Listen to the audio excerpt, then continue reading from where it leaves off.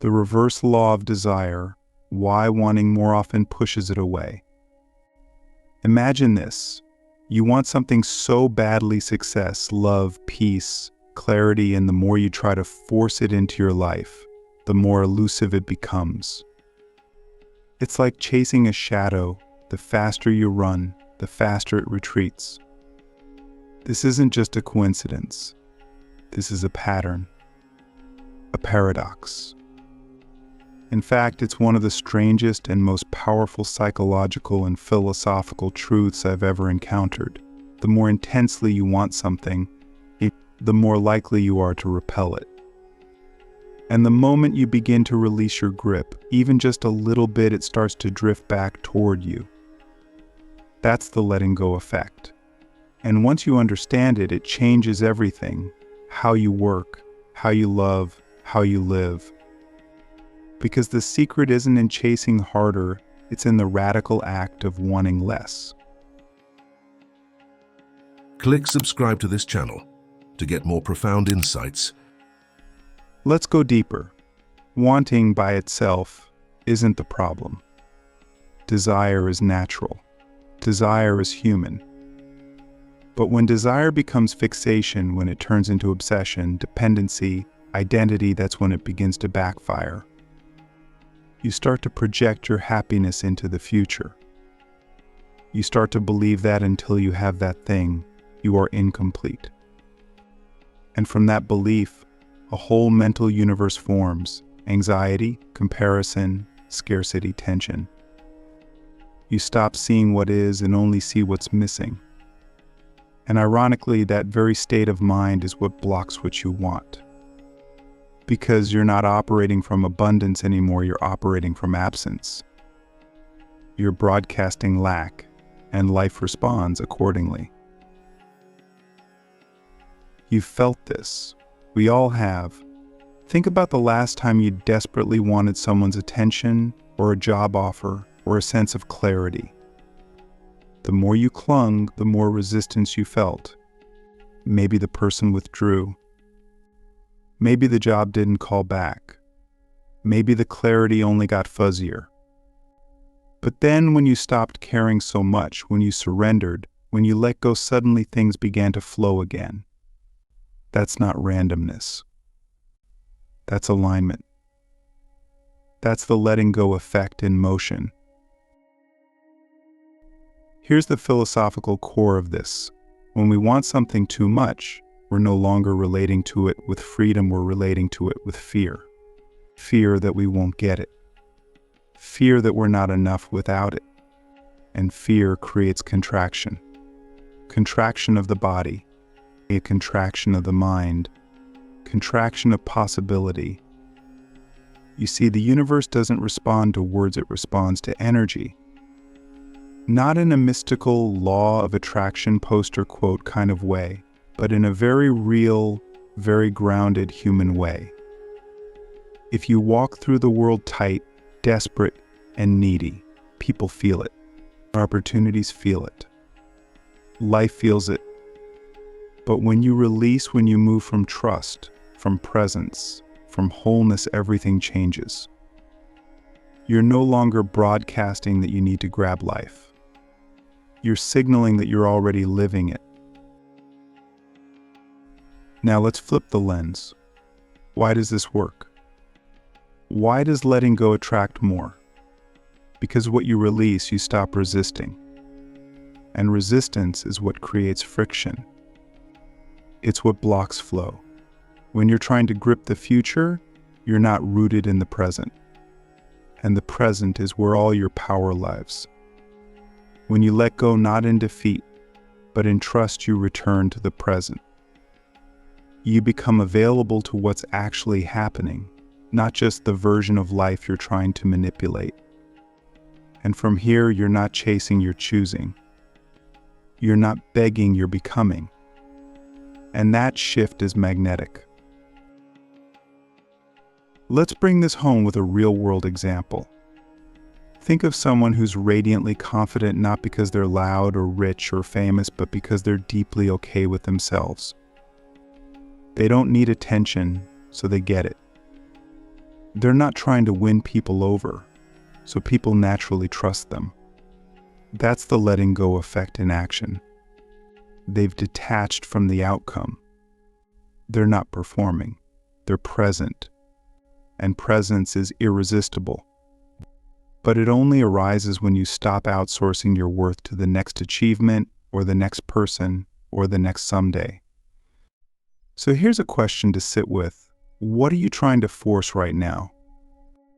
What are you gripping so tightly that it's starting to slip through your fingers? And more importantly, what would happen if you let go not as an act of failure, but as a declaration of trust? Letting go doesn't mean you stop caring. It means you stop needing. It means your happiness is no longer held hostage by an external result. And that shift changes your relationship with everything. You stop chasing. You start attracting. You stop clinging. You start choosing. And slowly, the world begins to respond not to your demands, but to your energy. Because you're no longer a beggar in the marketplace of life. You're a creator, a presence, a field of quiet power. And power doesn't chase, it invites. Let me leave you with this thought. The most important things in life, peace, love, meaning, inspiration, don't come when you chase them.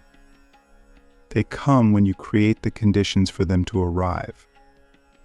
And those conditions are simple presence, trust, surrender. That's the letting go effect. It's not passive. It's not lazy. It's not giving up. It's giving space. And what you make space for has a funny way of showing up. The paradox of emptiness, how creating space invites everything you're missing. The modern world hates emptiness. It avoids it, fills it, distracts from it. We pack every moment with sound, every scroll with stimulation, every silence with something to do. But here's the ancient paradox. Emptiness is not your enemy. It's your ally, because in the space where nothing is forced, everything becomes possible.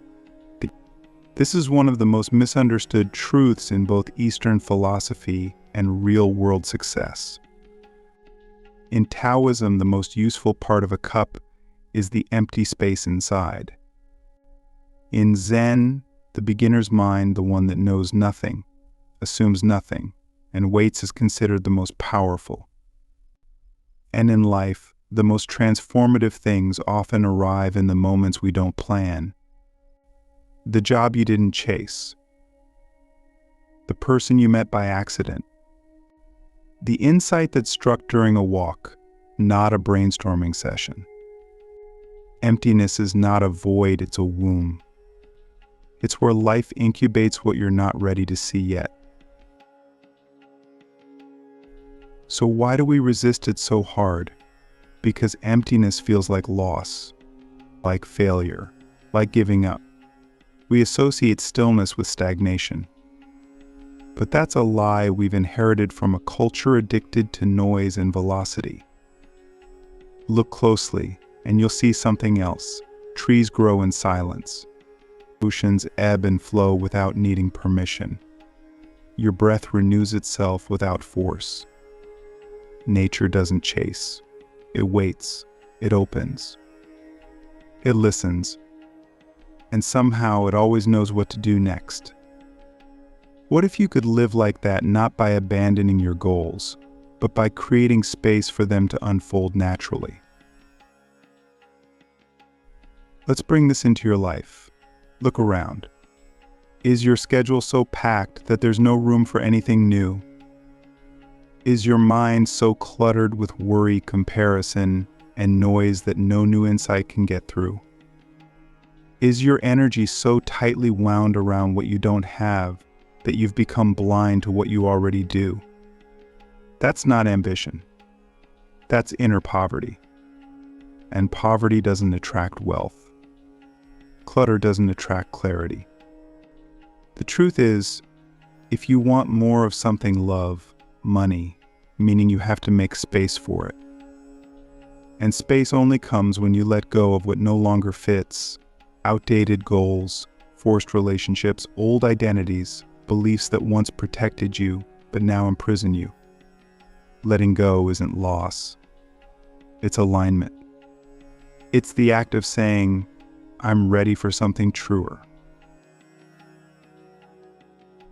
So here's a simple but radical experiment. Instead of asking, what do I need to do more of? Ask, what do I need to stop doing? Where are you over-efforting, over-committing, overthinking? Where are you filling space that's actually meant to stay open for a while? You don't need to fix everything today. You just need to stop interrupting the process that's already trying to unfold. That's the letting go effect in its purest form. It's not passive, it's participatory. You're not just waiting, you're welcoming. This is where it gets counterintuitive. When people say trust the process, it can sound vague, even irresponsible. But real trust is not a passive wish, it's an active discipline. It requires courage to hold the space, to not rush in with your old patterns, to not fill the silence with noise, to let the seed sit in the dark until it's ready to sprout. The ancient Greeks had a word for this, kairos, the right or opportune moment.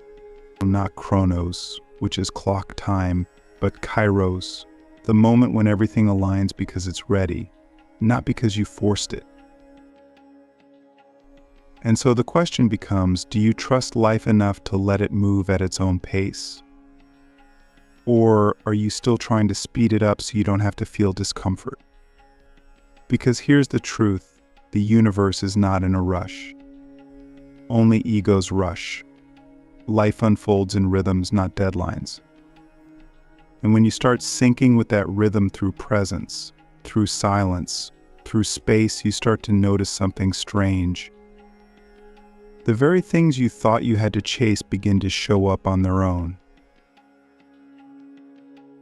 Let's look at relationships. Have you ever noticed that the more you try to be loved, the more awkward and strained it feels? But when you're relaxed, when you're just yourself, not performing, not grasping, people are drawn to you. That's because love, like success, is an invitation, not a transaction. You can't demand it.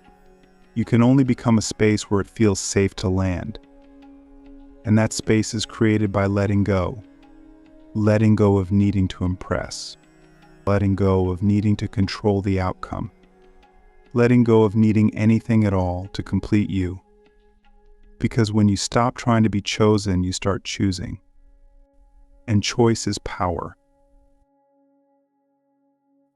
Let me ask you something deep. What if the reason you haven't received what you want is because you haven't made room for it?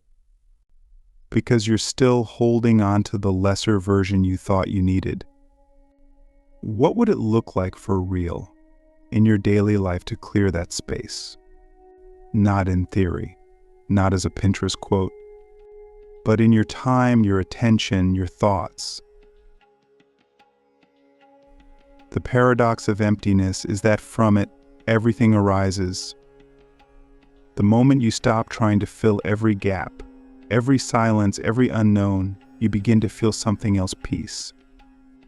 Not because you've numbed yourself, but because you've aligned yourself. And from that peace, action becomes easier. Insight becomes sharper. Life becomes clearer. You're no longer reaching from lack. You're moving from fullness. And people feel that. Life feels that. So don't be afraid of emptiness. Don't rush to fill it. Don't dilute your power by stuffing your life with what's almost right just to avoid the wait for what's truly meant. Let go, not as a tactic, but as a way of being. Because the quieter your energy becomes, the louder life speaks. the magnetic silence, why inner stillness pulls life toward you. There's a kind of silence that isn't empty, it's electric. It's not the absence of sound, it's the presence of something deeper. A kind of openness that draws life toward it, like gravity. That's the magnetic silence. It's what happens when you stop chasing, stop grasping, and simply become available. Available to insight, available to truth, available to the life that's been trying to reach you but couldn't get through the noise you were making. You see, most people think the world responds to volume, but the world actually responds to vibration. And the most powerful vibrational state you can hold is stillness. Not frozen, not numb, but deeply, quietly aligned. That's when attraction begins. Not because you demanded, but because you resonated. Stillness is not a lack of motion, it's a presence in motion. It means you're no longer scattered. You're coherent, and coherence is rare. In a world of chaos and constant stimulation, a calm mind is a magnetic force. You walk into a room, and people turn not because you're loud, but because you're clear. And clarity is a frequency most people have forgotten how to tune into. You become the signal in a world full of static. So how do you reach that stillness? How do you live in a way that attracts instead of chases? You simplify, you subtract, you slow down, and you listen. You begin to treat your attention like currency, because it is. You stop giving it to every flashing headline, every dopamine hit, every fear-based thought. You reclaim it and redirect it toward what's real, what matters, what aligns. This is a deliberate act, a philosophical rebellion, because everything in the system is designed to keep you grasping. But when you let go, you opt out. You step into a different economy, not one of urgency, but one of trust. Let me be clear, this doesn't mean you stop taking action. It means your actions stop coming from fear. You still build, you still move, you still dream. But you're no longer doing it to fix something broken inside you. You're doing it because it feels true. Because it's an extension of your being, not a compensation for your insecurity. That shift is subtle, but it changes everything. Because what you do from fear, you have to sustain with fear. What you do from alignment sustains itself. Let's talk about influence. The most influential people are not desperate for attention. They're rooted.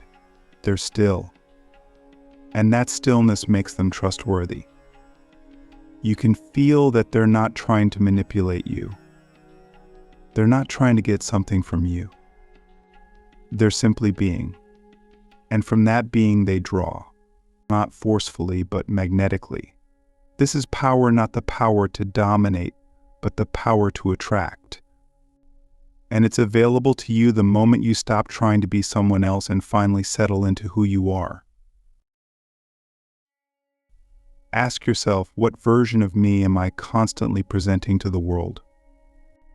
Is it real, or is it a performance I've rehearsed so long I've confused it with truth? Stillness burns away the performance.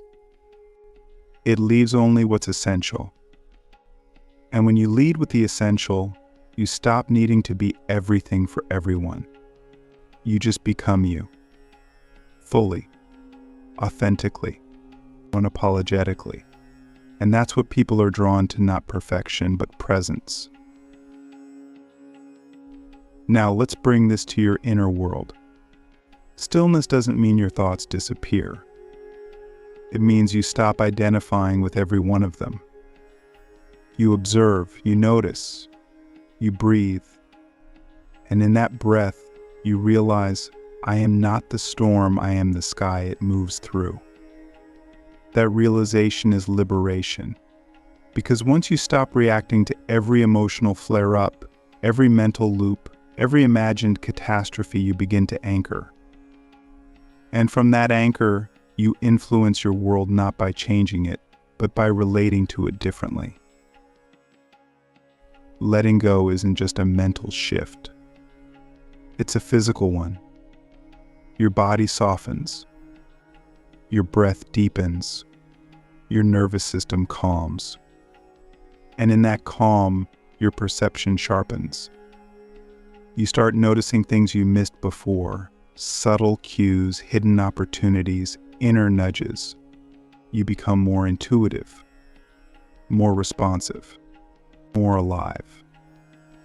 This is not some abstract idea, it's a measurable shift. Your physiology, your decisions, your outcomes, they all begin to reflect your inner state. So here's the final, most important question. What if everything you've been chasing is already making its way to you, but it can't land until you're still enough to receive it? What if your task isn't to run harder, but to clear the landing strip, to quiet the noise, to trust the rhythm, to stop grabbing and start allowing? I know this may sound too simple, too passive, too mystical, but think about it. When have your most meaningful moments happened? When you were pushing? Or when you were open? When you were calculating? Or when you were connected? The truth is, the most important things in life, love, truth, clarity, creativity, peace, they don't respond to pressure. They respond to space. They emerge when you stop chasing and start being. The letting go effect isn't a hack. It's a transformation. It's not about getting more. It's about needing less and discovering that in that needlessness, you actually attract more of what matters.